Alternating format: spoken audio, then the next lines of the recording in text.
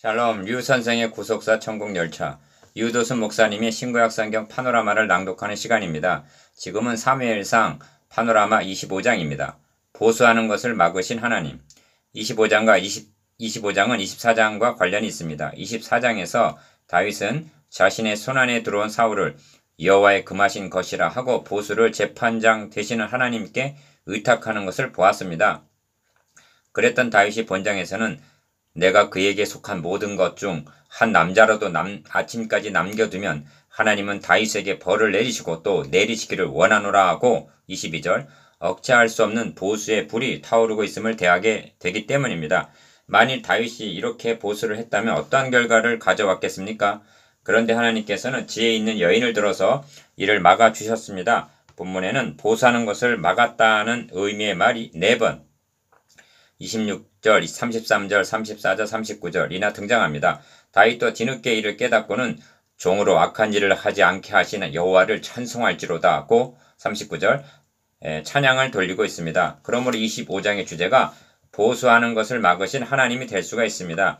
그렇다면 하나님께서 보수하는 것을 막으신 이유가 어디에 있을까요? 세 단원으로 나누어 상고합니다. 첫째 단원 1절에서 8절 너의 집이 평안할지어다. 둘째 단원 9절에서 17절 이세 아들은 누구뇨? 셋째 단원 18절에서 44절 다윗을 영접한 아비가일. 첫째 단원 1절에서 8절 너의 집이 평안할지어다. 다윗이 이에 10소년을 보내며 그 소년들에게 이르되 너희는 갈멜로 올라가 나발에게 이르러 내 이름으로 그에게 문안하고 이같이 그 부하게 사는 자에게 이르기를 너는 평강하라. 너의 집도 평강하라. 너의 소유의 모든 것도 평강하라. 5절 6절 첫절에 사무엘의 죽음이 간략하게 기술되어 있는 것은 이제 모든 초점이 다윗에게로 모아지고 있음을 드러냅니다. 사무엘의 임무는 왕이 없던 시기에 왕의 길을 예비하기 위하여 세움을 받은 자이기 때문입니다.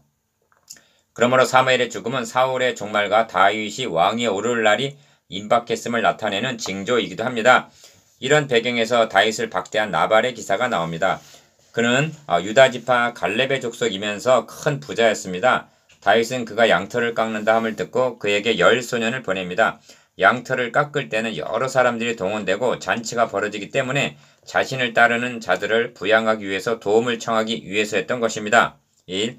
내 이름으로 그에게 문안하라 하고 말합니다. 5절 그것은 단순한 문안이 아니라 축복이었던 것입니다. 다윗의 이름으로 보냄을 받은 자들이 너는 평강하라. 너의 집도 평강하라. 너의 소유의 모든 것도 평강하라 하고 6절 문안했을 때 이를 받기만 하면 빈 평안이 그 사람과 그 집과 그 소유에 머물 것이기 때문입니다. 참고 누가복음 10장 6절 2. 너의 목자들이 우리와 함께 있었으나 우리가 그들을 상치 아니하였고 그들의 것을 하나도 잃지 아니하였다. 7절 다시 말하면 매우 선대하고 15절 담이 되어 주었다는 것입니다. 16절 그러므로 아량을 베풀어 달라는 뜻입니다. 3. 양털을 깎는 좋은 날에 왔은즉 너의 손에 있는 대로 8절 형편껏 다윗에게 주기를 원한다고 전하라고 말합니다. 이처럼 좋은 날에는 찾아온 거지에게도 한 상을 차려주는 것이 인정이었던 것입니다. 이 점에서 주목하게 되는 것은 내 이름으로 그에게 문안하라는 말씀입니다. 유다지파 갈렙의 족속인 나발에게 다윗의 이름으로 문안하면 환영하고 영접할 것을 믿었기 때문일 것입니다. 사실 다윗의 이름으로 문안을 받고 그를 공개한다는 것은 나발의 영광이었던 것입니다. 바울 사도는 불편한 사이인 고린도 교회 성도들에게 내가 모든 일에 너희에게 폐를 끼치지 않기 위하여 스스로 조심하였거니와 또 조심하리라고 고린도 후서 11장 9절 말씀합니다. 주의 종이 폐를 끼치지 않기 위하여 스스로 조심함은 그만큼 소원한 관계요. 주의 이름으로 폐를 끼치는 일은 그만큼 신뢰가 두텁기 때문이며 영광이 될 수가 있는 것입니다. 나발은 이 축복의 기회를 어찌할까요? 둘째 단원 9절에서 17절 이세 아들은 누구뇨?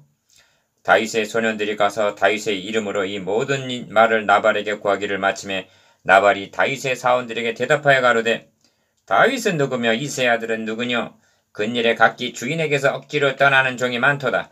내가 어찌 내 떡과 물과 내 양털 깎는 자를 위하여 잡은 고기를 어디로서인지도 알지 못하는 자들에게 주겠느냐 한지라.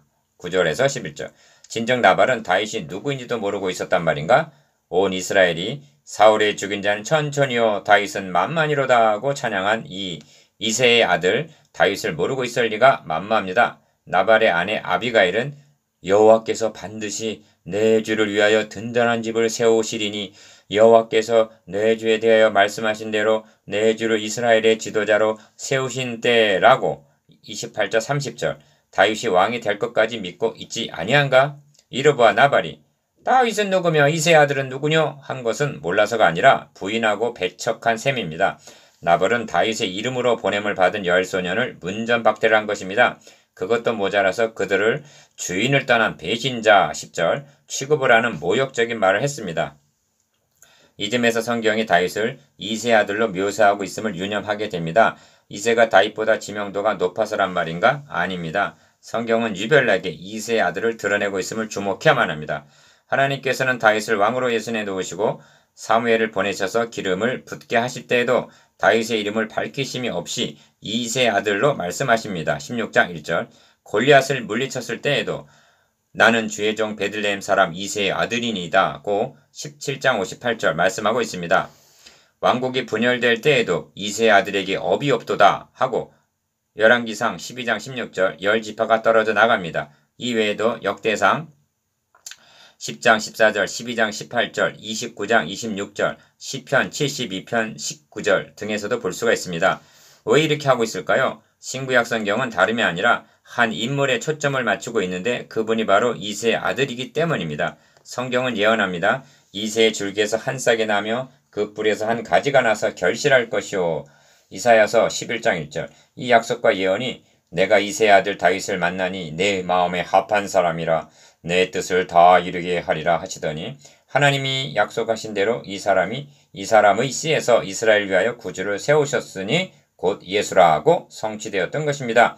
사도행전 13장 22절 23절 그러므로 나발이 다윗의 이름으로 보낸 사환들을 배척한 것을 통하여 주님께서 70인을 보내시면서 어느 집에 들어가든지 먼저 말하되 이 집이 평안할지어다 하라. 만일 평안을 받을 사람이 거기 있으면 너희 빈 평안이 그에게 머물 것이요 그렇지 않으면 너에게로 돌아오리라 하신 말씀을 누가복음 10장 5절에서 6절 연상한다는 것은 자연스러운 것입니다. 나발은 복을 발로 찰 뿐만이 아니라 저주를 자초한 셈입니다.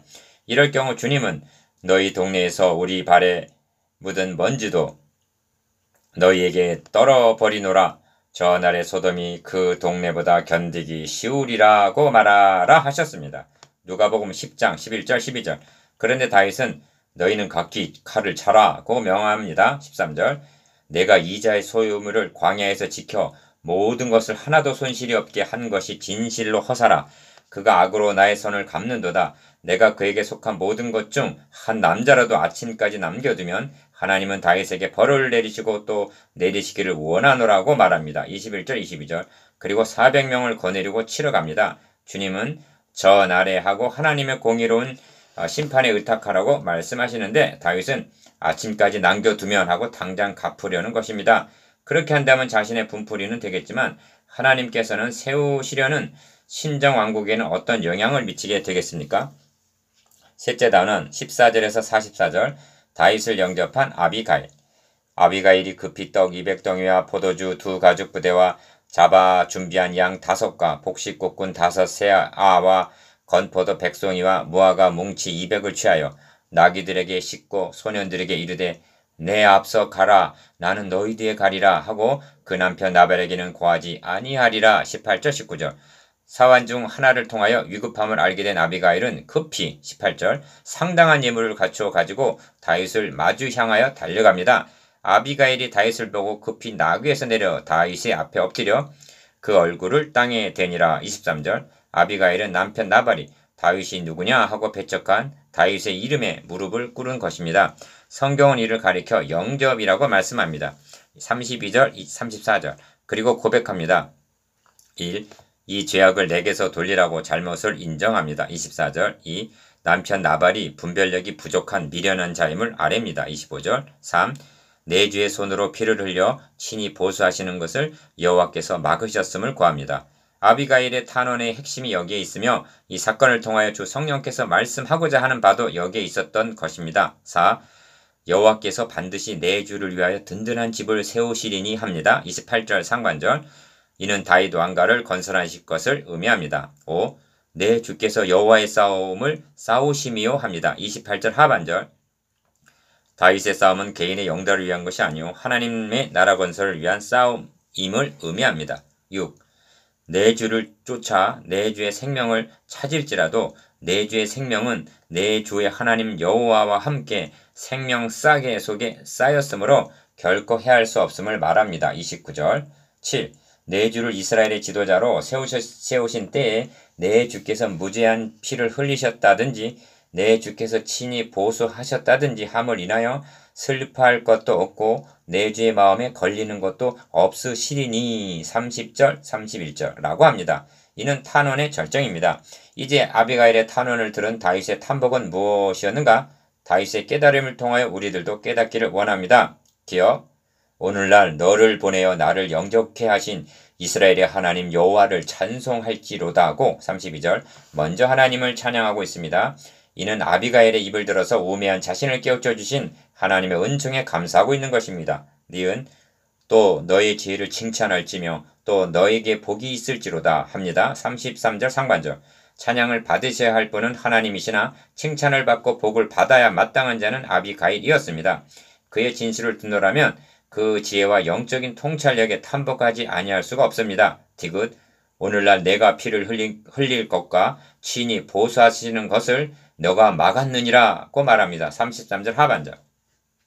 이는 대단히 중요한 요점입니다. 생각해 보십시오. 24장에서 다윗이 만일 사울을 죽였다면 어떤 결과를 가져왔을까요? 시련이 끝났을 것이라고 생각되십니까? 아닙니다. 다윗은 400명을 규합하여 자신의 주를 살해하고 왕위에 오른 반역자가 되었을 것입니다.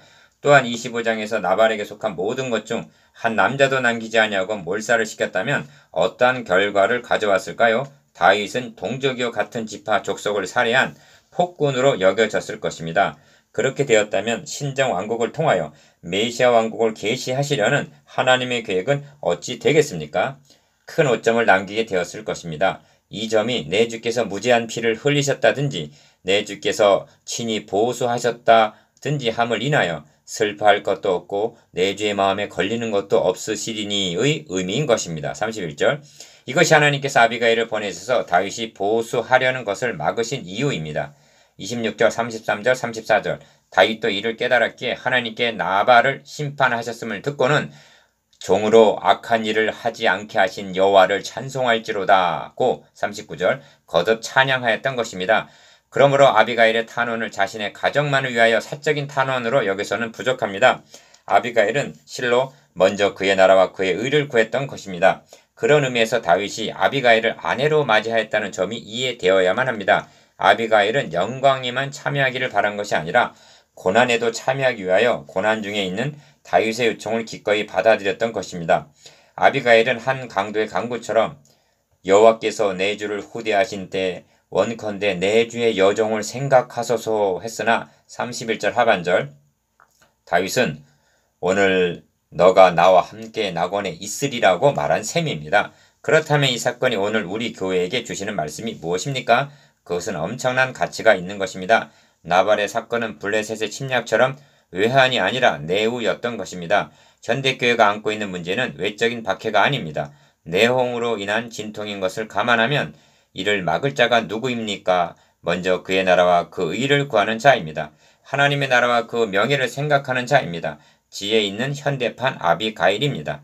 고린도 교회가 내분으로 진통을 겪고 있을 때 바울 사도는 내가 너희를 부끄럽게 하려 하여 이 말을 하노니 너희 가운데 그 형제가 니를 판단할 만한 지혜 있는 자가 이같이 하나도 없느냐? 고린도전서 6장 5절라고 책망하고 있습니다. 현대교회의 지도자들이 아비가일을 들어서 하시는 하나님의 말씀을 듣고 지혜를 얻기만 한다면 하나님의 이름이 우리를 인하여 이방인 중에서 모독을 받으심이 없이 로마서 2장 24절 거룩히 여김을 받으시게 될 것입니다. 우리들도 임정머리에서나 그날에 슬퍼할 것도 없고 마음에 걸리는 것도 없기를 준비해야 하지 않겠습니까?